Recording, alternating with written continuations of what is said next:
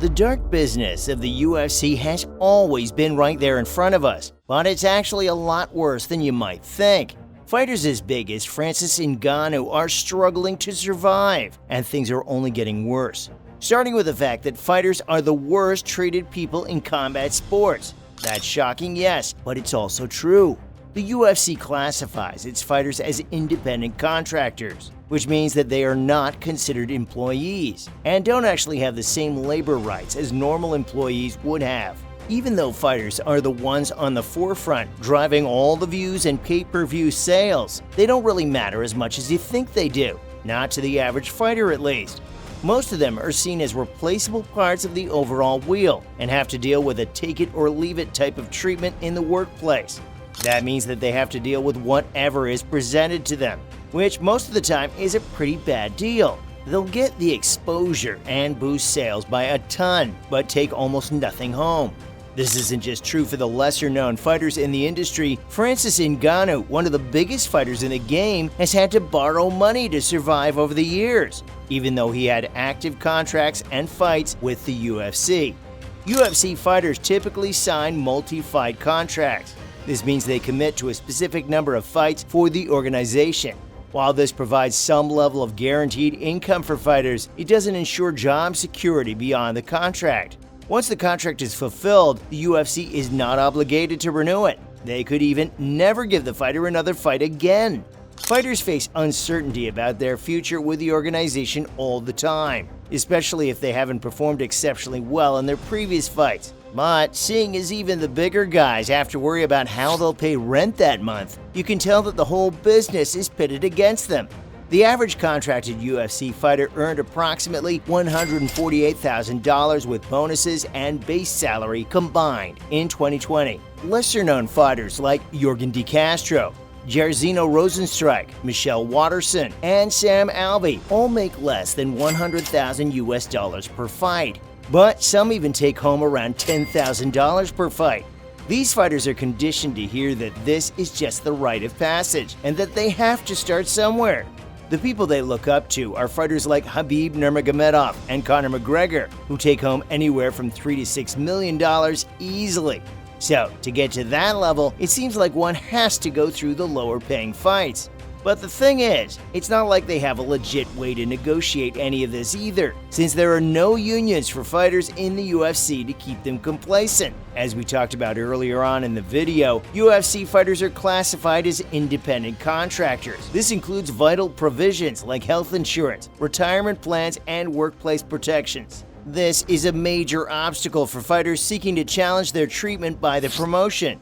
They feel like they can't do anything about it, and even the ones that try don't get very far.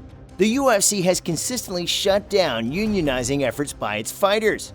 This opposition creates massive hurdles for fighters who even attempt to get together for a safer career. This intimidates most low-paid fighters, potentially keeping them from openly supporting or participating in these efforts because of concerns about potential repercussions from the organization. Fighters like Leslie Smith, Jeff Boris, and Nate Quarry have all tried their luck at getting somewhere with the UFC, but they've all failed. When newcomers see how they were treated, it automatically keeps them in line, so to speak, and without any type of unionization. The UFC can treat its fights however it deems fit. After all, they're in it all alone. But it's not just the money that's the problem here. It's also the fact that while the UFC profits off the fighters, they put their lives on the line, and no one cares. The UFC and the broader world of MMA have faced significant criticism regarding their potential long-term impact on fighters' health, particularly the risk of chronic traumatic encephalopathy. CTE is a neurodegenerative disease linked to repetitive head trauma, and its presence in combat sports has raised concerns about the well-being of athletes in the long run.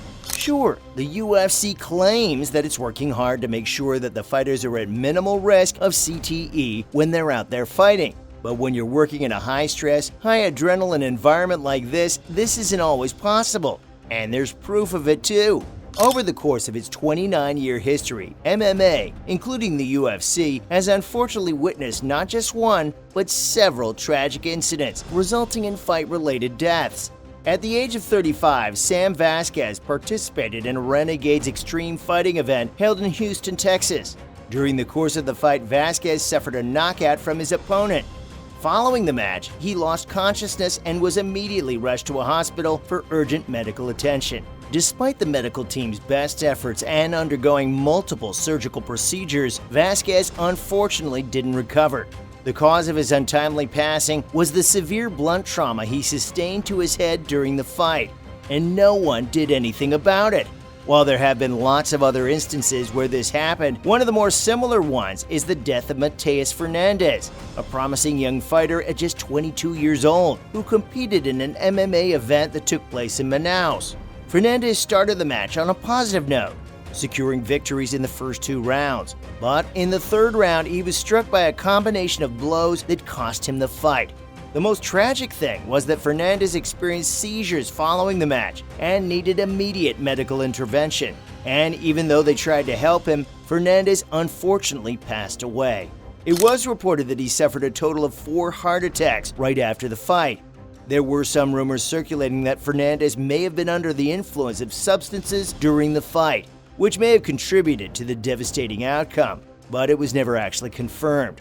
These 2 are only the tip of the iceberg. There have been several others too, and with the way the UFC wants them to fight, there might even be more in the future. The UFC tends to favor fighters who use an aggressive and entertaining fighting style, all the while striking exchanges and knockouts. That's what they really want. These high-energy fights tend to generate more excitement and draw larger audiences. That's just what the shock factor is. Fighters who tend to win by decision and by using a more strategic and cautious approach end up facing challenges in gaining popularity and recognition.